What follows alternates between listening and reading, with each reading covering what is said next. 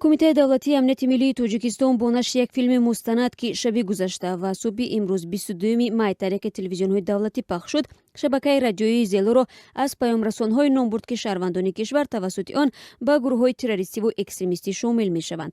Дар ин мустанади тақрибан 10 дақиқаӣ аз ҷумла гуфта шуд ки тақрибан 80% шаҳрвандони Тоҷикистон тавассути радиои Zello ва шабакаҳои интернетӣ ба сафи созмонҳои мамнӯи Ҳизби Наҳзати Исломии Тоҷикистон, Давлати Исломӣ ва гурӯҳи 24 шомил шуданд.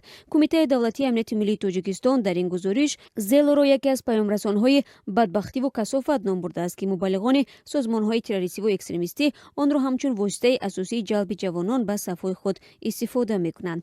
Дар ин гузориш аз ҷумла омадааст солҳои ахир ташкилоти террористии Ҳизби Наҳзати Исломии Тоҷикистон ва ташкилоти экстремистии гурӯҳи 24 дар фаъолияти зидди конститутсионии худ ки ба муқобили миллати тоҷик равона шудааст, барои таблиғу ҷалб раҳнамусозии ҷавонони тоҷик ба сафҳои гурӯҳи Доиш, махшӯӣ ва эътирозу баён нисбати Тоҷикистон аз тариқи радиои Zello васеъ истифода мебаранд. ҳанӯз дар заминаи ин филми мустанад ҳеҷ яке аз созмонҳои номбаршуда изҳори назар накарданд, вале дар гузашта раҳбарияти Ҳизби Наҳзати Исломии Тоҷикистон гуфтааст ки бисёре аз иттиҳомоти мақомот бепояву асос мебошад. гузориши кумитаи давлатии амнияти миллии Тоҷикистон мегӯяд аъзои ин гурӯҳҳо шабакаи Zelloро ҳамчун паёмрасон дар иртибот миёни худ низ истифода мекунанд, зеро таъсисдиҳандагони он шабакаро ҳамчун шабакаи паёмрасон эҷод карданд.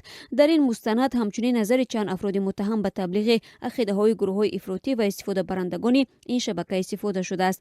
маҳкумшудаҳо дар ин гузориш эътироф карданд ки маҳз тавассути шабакаи Zello ақидаҳои ин созмонҳоро пазируфтанд. кумитаи давлатии амнияти миллии Тоҷикистон ҳамзамон бо пахши ин гузориш аз сокинони кишвар даъват кардааст ки барои пешгирӣ аз шомилшавии ҷавонон тавассути шабакаҳои мисли Zello ба мақомот кӯмак карда аз ин раванд худдорӣ намоянд.